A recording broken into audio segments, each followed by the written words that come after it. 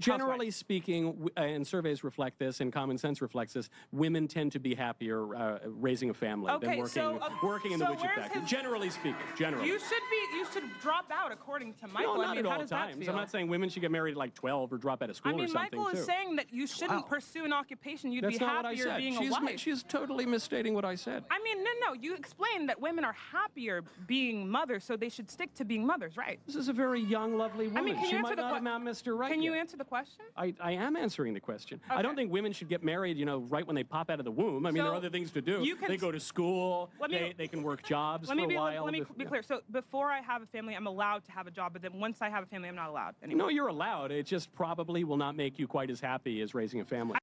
What's going on, everyone? It's Talk Kenny here today. And as you saw from the intro, we're going to talk about family. It's Thanksgiving. At the time we recorded this video, I'm probably going to release this video on Thanksgiving. Happy Thanksgiving to everybody. I hope you guys enjoying your time with your family, as I'm sure I'm enjoying my time with my family. As we all know, on the dinner table, politics always seems to come up, especially at my family. My family, you guys already know the demographics. The pattern recognition is it's true about my family. When we go visit my side of the family, straight Democrats. Now, when I go to my wife's family, it's kind of half and half, but they all get along, right? Family first, right? Politics second. Always in my family. And I think this is one of the most destructive things that Democrats tend to do when it comes to family, because they literally put politics over everything. The left has a family problem. Progressive messaging that devalues, denies, and deconstructs the value of family life and celebrates solo living in recent years is leaving its mark on the hearts, minds, and lives of young liberals, especially young women on the left. As you saw from the intro, Zena, I think that's her name, she has this idea that once you have a child, that's it, your career is done, right? It's like common sense doesn't exist in her head, right? It's like if you take a vacation doesn't mean you're never coming back to work again, right?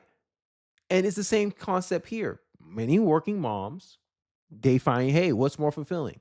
Being at your job, slaving away for a boss that considers you nothing more than a number, and the minute you don't provide value to the corporations, you're out.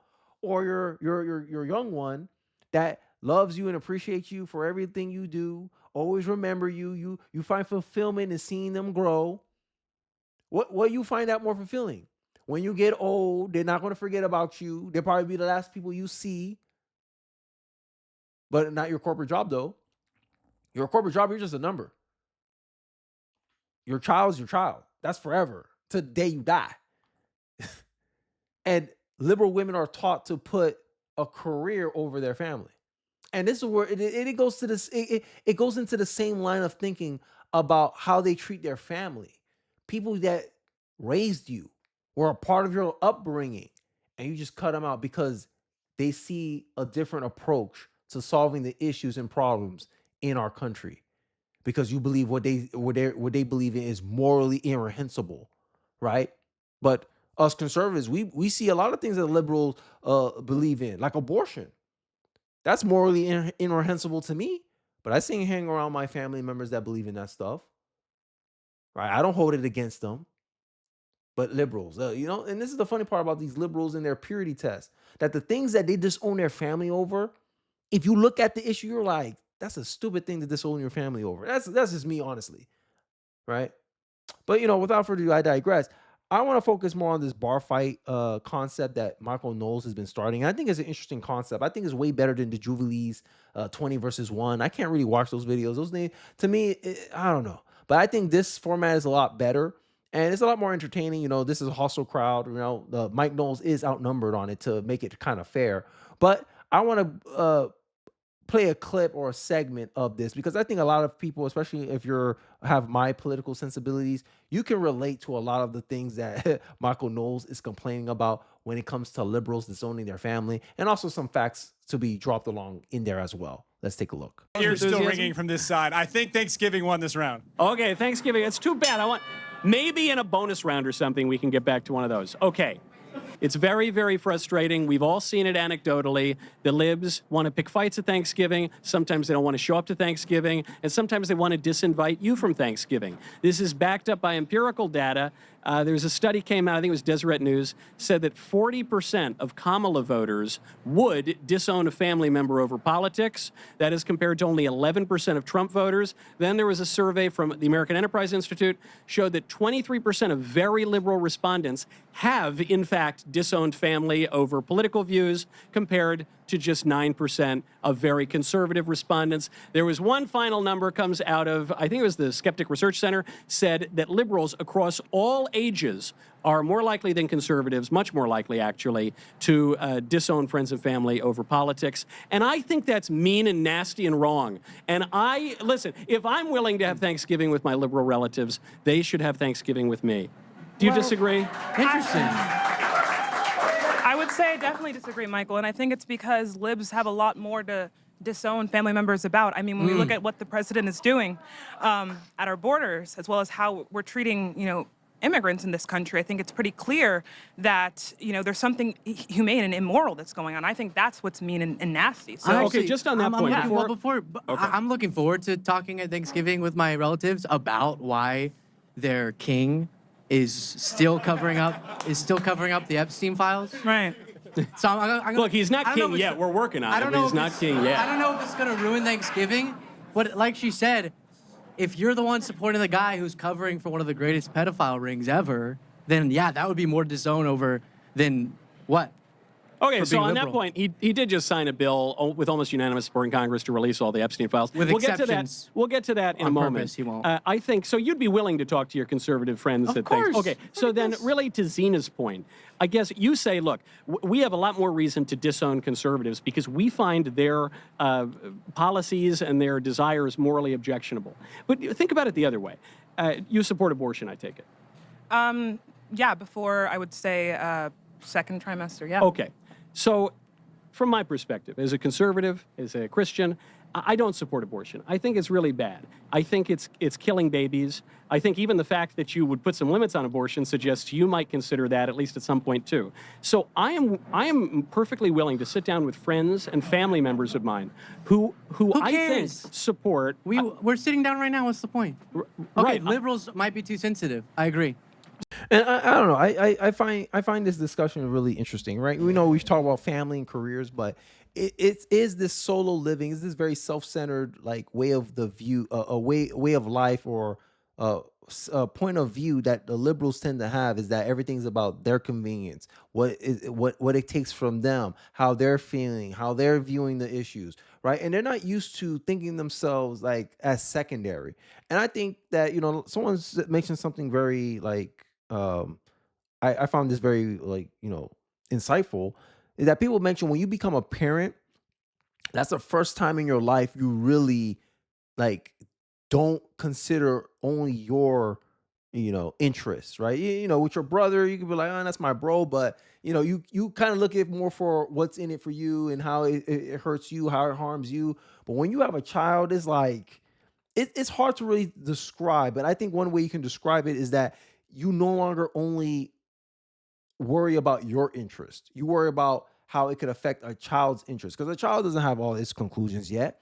It doesn't have its own like perspective on the world. You're looking out for that person. You're looking out for your child.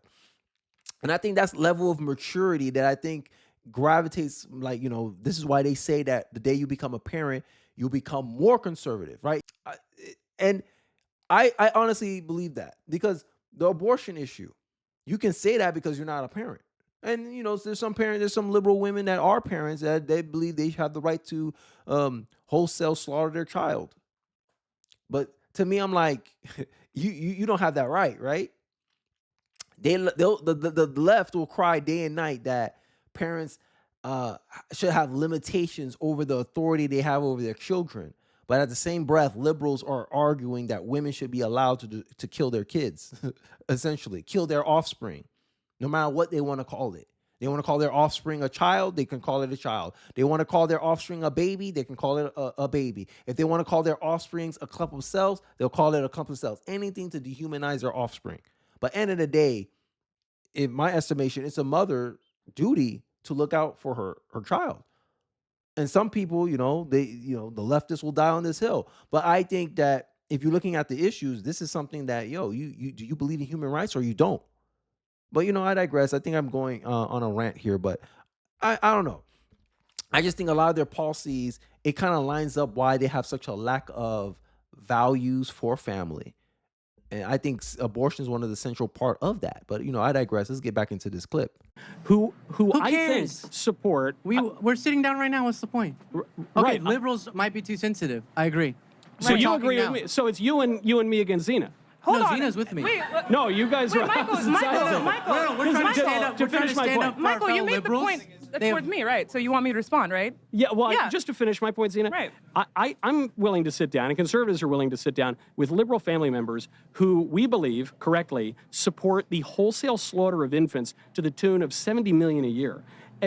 You Maybe you might don't really object to believe our, that. hold on one second. You might object to our immigration policies, but doesn't the principle of moral objection gut both ways? Well, so the problem is, like, the point that you're making is not about human persons. You're talking about. I think it is. Well, personhood is defined by consciousness, and it's, No, it's it's just not. the case. I don't Of think course so. it is. Well, okay. I guess so we disagree what, on that. What makes a human being dead? Like, when does a human being? When are they considered dead? Not when they go unconscious, because then I would be dead every single night when I go to but sleep. when there's no longer an ability for conscious experience to occur, there's no longer a human. Well, my honest opinion on this is that there's limitations to that. You don't know that. You discover life. You don't create life. You don't define life. Your subjective perception does not, define someone's life, right? If someone say, I don't see black people as human, they don't, their subjective view does not define personhood or humanhood based on their own sensibilities. And that's what you're doing with abortion, right? And this is why I said the abortion stuff don't make sense. You got to be consistent. Either children are your property or they're distinct human beings that deserve human rights. And if you go around that lines of thinking, because you don't create, you don't create someone. You don't say, oh, I'm having a boy. You discover you're having a boy, right? I'm expecting my third child, and it's a baby girl. We discovered she was a baby girl.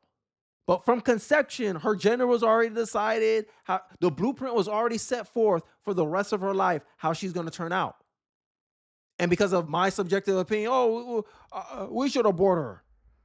I decided to terminate that life. And this is what we're talking about with personhood.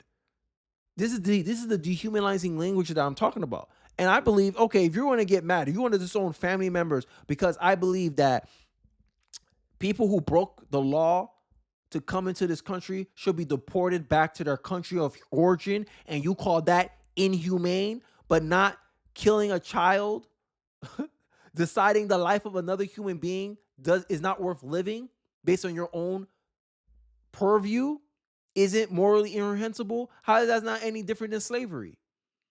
I talk about this a lot on this channel. Any argument you make for abortion, theoretically, you can make the same case for slavery. Oh, what decides a human being? Skin color, right? But you don't find those positions morally irreprehensible. This is the my way or the highway stick that these liberals love to pretend. Like, they love to pretend that they're so much better than you, so condescending, so elitist, and they wonder why they're so off-putting. They wonder why their family members don't want to talk politics, because you don't go out at it in a respectful manner. But I digress. Let's continue with the clip. Person, right? No, and that's not the case. No, let me finish. Hold on. I gave you a moment. So what we're talking about here is the sense that, yeah, we're talking about Thanksgiving, but we're also Thanksgiving. talking about morality. So if we want to talk about Thanksgiving, we can also, let's get back to the morality point. I guess, Zena, my broader wait, point. Michael, because I think you're evading my broader point. Michael, let's get back to the morality point. You find homosexuality to be immoral, right? Yeah. All right. So you wouldn't. But I have homosexual friends. Okay, but you wouldn't elect a homosexual to be president, right? It depends. If he were just like homosexual in the British way, where he likes Cole Porter, What if he was went to Eton or something. Okay, but what if he was homosexual in the blowing Bubba way? Would you elect him then?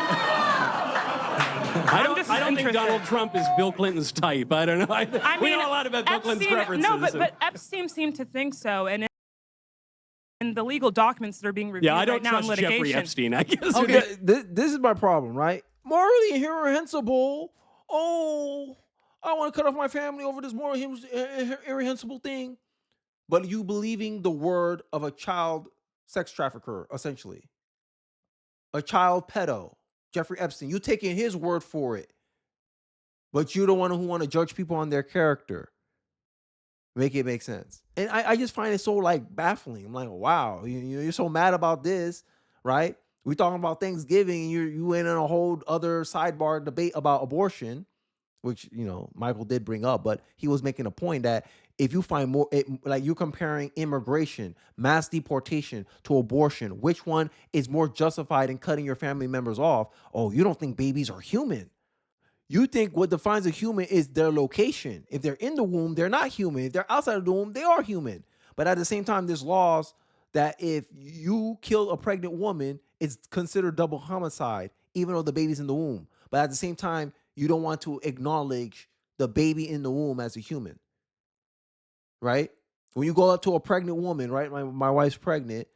You don't go up to my pregnant wife and go, "How's your fetus?" You go, "How's your baby?" Right? Make it make sense. And this is where I challenge liberals, because liberals want to say, "Oh, it's not a human yet because it can't live on its own." When can a baby live on its own? Every mother can tell you the kid could be 5 years old, he still can't live on his own.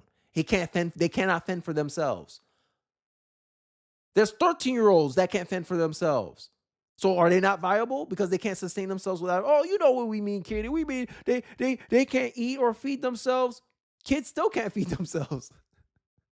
They're not butchering cows or cattle outside to feed themselves. And this is where the moral debate starts happening. Where's the barometer of what defines a human life, a human being, based on your personal purview? But that's not morally irreprehensible, right? Slavery is morally irreprehensible. You treated these people like subhuman, but you don't see the contrast with abortion. But you want to cut family members off because they believe that people who break the law should return back to their country, who should be kicked out and return back to their country of origin. Make it make sense. Make it make sense. And this is why a lot of people, when one of the Thanksgiving rules is you don't mention politics. Because already know it's going to devolve into this. And I don't like talking about politics on Thanksgiving, but if you want to bring up the conversation, okay, I'll ask you some questions, and we'll see where it goes. But a lot of the reasons, like a lot of these things, that it seems like it's dogma that the left believes in. If you don't believe in this dogma, if you don't believe in this narrative, then I can't associate with you because to me it speaks to you don't like your ideas to be challenged. Truth can stand scrutiny. You want to talk about Epstein and all the alleged things that he had on Trump, but you can't argue the actions. And now that the Epstein stuff is blowing up in Democrats' face, they want to say, "Oh, it was rigged. Trump took all the incriminating stuff out." Conspiracy theorists. But if we did that about Joe Biden's health, and they were quick to downplay it. They're quick to try to delegitimize that theory, but our theory was right. But we'll see. I hope you guys don't have a stressful Thanksgiving. I hope your liberal family members don't make it too rough on y'all. Because, I tend to see this like conservative people, more centrist people, they tend to not want to talk about politics. They want to talk about what they're grateful for. They want to be appreciative and be present, being able to spend time with loved ones. And it seems like, a lot of these miserable people, they tend to want to bring up politics because, it makes everyone else miserable. But, I digress. Let me know your thoughts and perspectives in the comment section below. I hope you guys have a wonderful Thanksgiving. I hope you guys enjoy the holidays. I hope you enjoy time with your loved ones. And I'll see you guys on the next one. Don't forget to like, comment, subscribe. And I'll see you guys on the next video.